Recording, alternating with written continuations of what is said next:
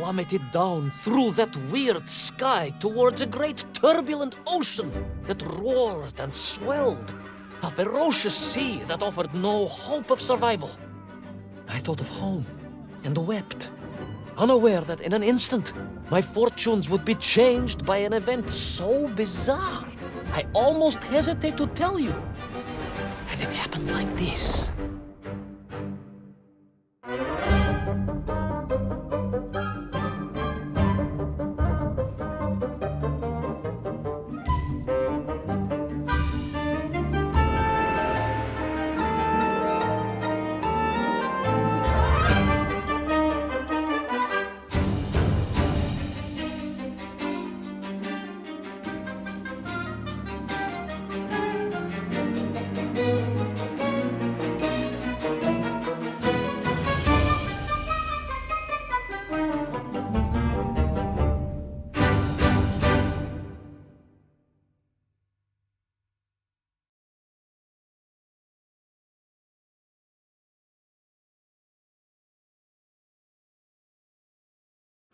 A giant whale? It was huge, General. You were swallowed by a giant whale. Yes, General. You look remarkably well for a man who was swallowed by a whale. I am blessed with a strong constitution, General.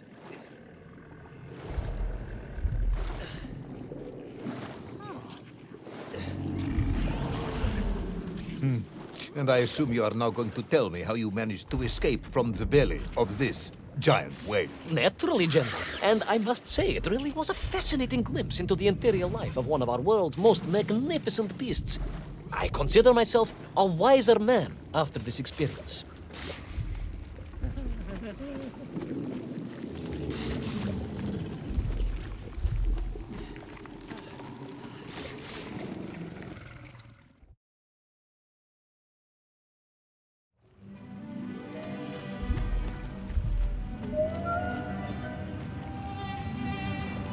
It was an extraordinary place, General. I could perhaps deliver a lecture on the subject to Moscow University's Zoological Society, if you like. I only want to help. The Moscow University Zoological Society has, I suspect, better things to do than listen to the ramblings of a man who claims he was swallowed by a whale.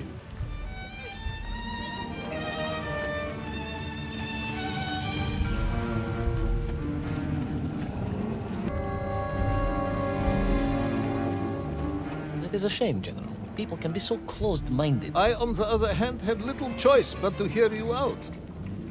For your own sake, Ivan Ivanovich, I must urge you to be brief. Absolutely, General. I will tell you directly of my miraculous escape from the belly of the whale. You simply won't believe what happened next. That is becoming a dangerously overused phrase, comrade.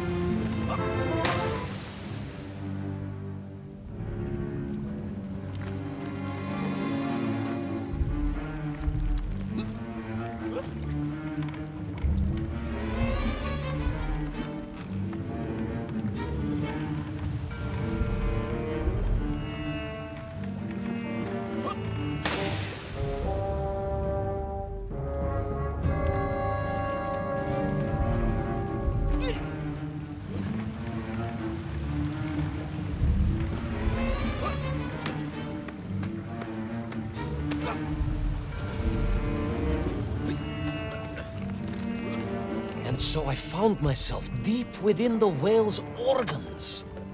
A strangely beautiful place. A sort of fleshy wonderland. A glade of polyps and globules. A landscape as awe-inspiring in its way as the forests and mountains of Altai. Oh, my home, General, that I yearned and longed for and only hoped, as I hope now, that I might one day see again. I think we're all longing for home at this point. Oh, with warm slippers, a mug of steaming Spitsin, and a roaring fire. Not far from home, trapped inside a monstrous fish with only the strange and evil-looking worms that infested its gut for company. with only one's dedication to one's country and mission to keep one from falling into despair. But no, General, I could not. I had to escape, to find little Orpheus and my way back to the surface and home.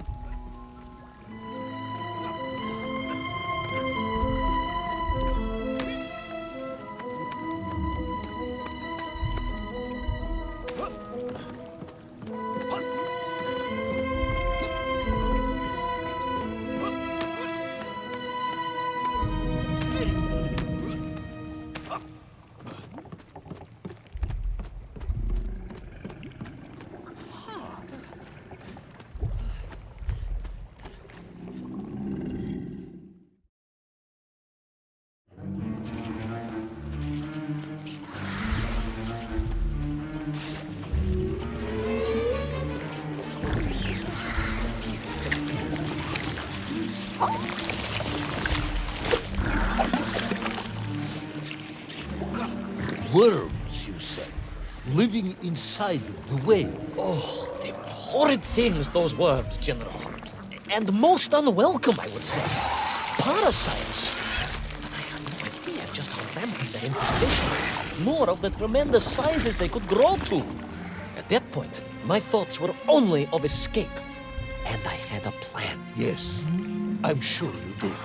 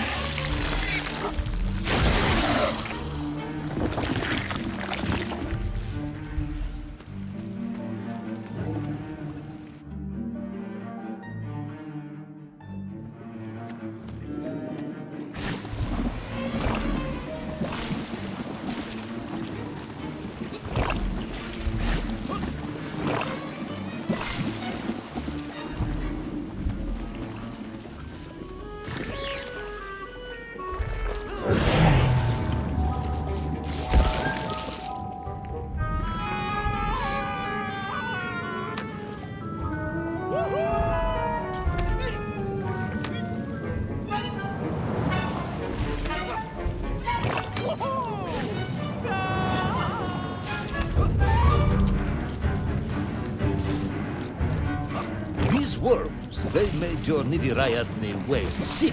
Wherever they attached themselves, the flesh began to turn gray and die. It was a truly distressing sight. And I resolved myself to assist the whale by removing the leeches wherever I could find them during my escape.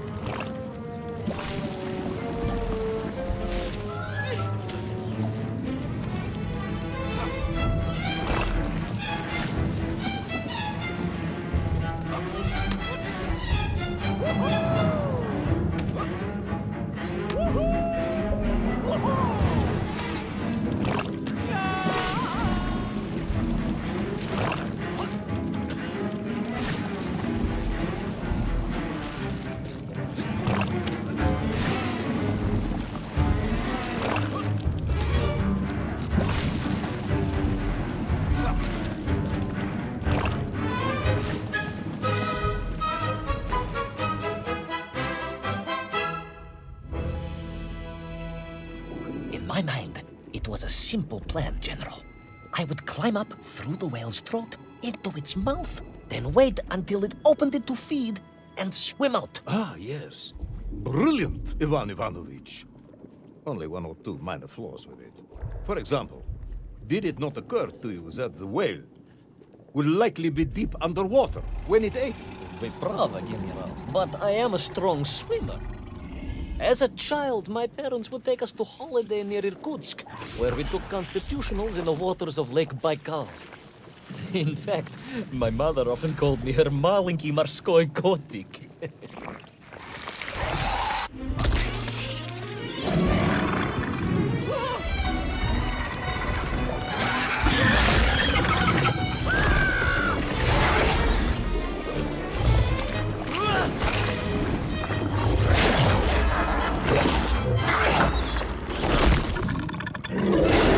A giant worm for a giant whale, huh?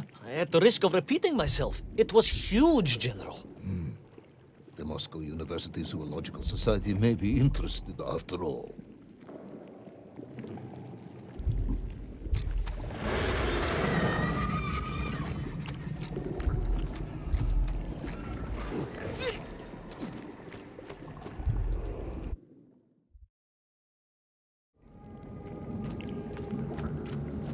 Let us take a moment, Ivan Ivanovich. Your ridiculous plan to escape through the mouth of the whale failing, you would now have me believe you had embarked on some misguided crusade to free it of the worm infestation. To what end, exactly? When one suffers, we all suffer, General.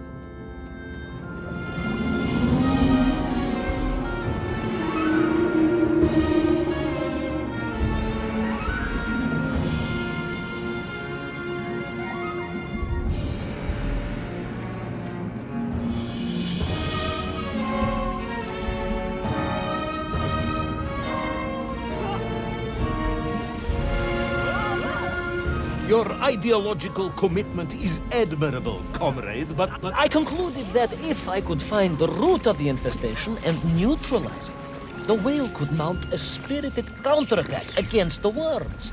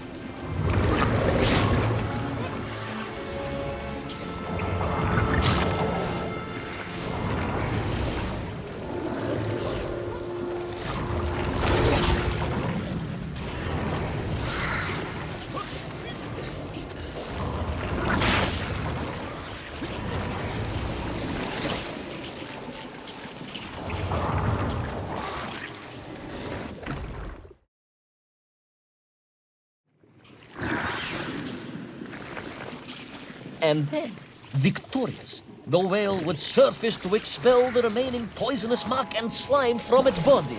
And at that point, I could escape through the nearest convenient orifice. In this case, most likely the blowhole. That is the most revolting thing I've ever heard. And we are Russians.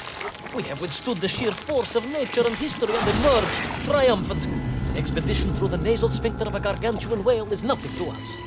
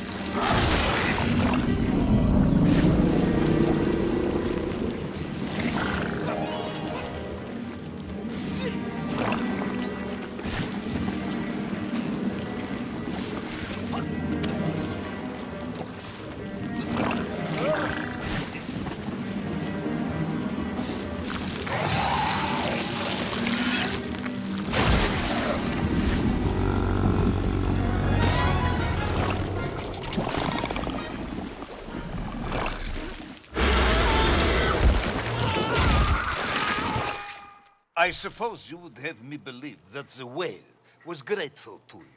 Oh, well, General, that would be presumptuous. I doubt it was even aware of my presence. But I had more immediate problems. For if the whale might have been relieved by my actions, the worms were enraged. Worms do... Furious. Worms Incandescent. do not feel Violently indignant. emotions. Demented, General. Deranged. Enough!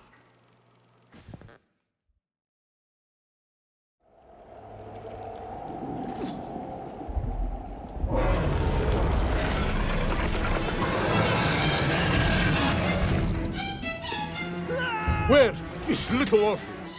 Where is my bomb? Unless you are trying to dull me, the whale swallowed that as well. No, it did not, General. That would be absurd. No, Ivan Ivanovich, you are absurd. Your story is absurd. This whole ridiculous fairy tale is absurd.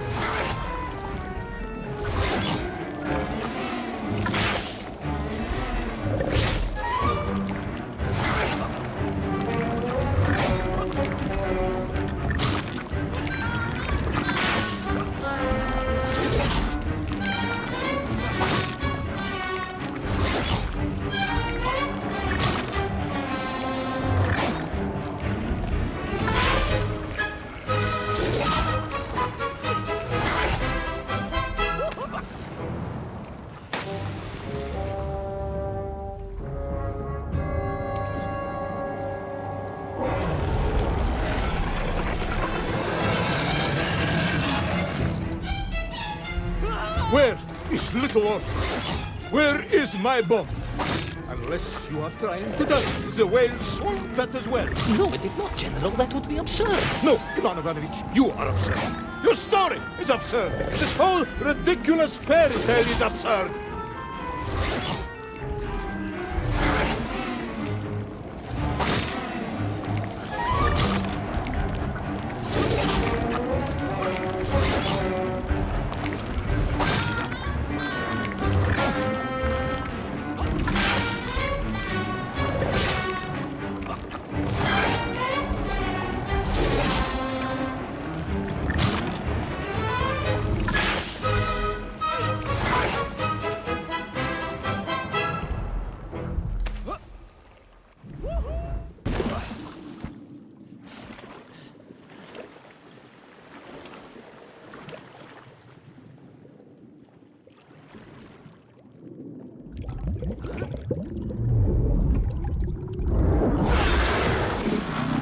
Will our brave yet foolhardy hero escape the furious worm? Will he be doomed to spend his days trapped in the innards of a bad-tempered cetacean? Where is the whale swimming to in such a rush? And what will it do when it gets there? Is the general about to lose his temper and order the cosmonaut shot? All of these questions and more must surely be answered in the next exciting episode of Little Orpheus!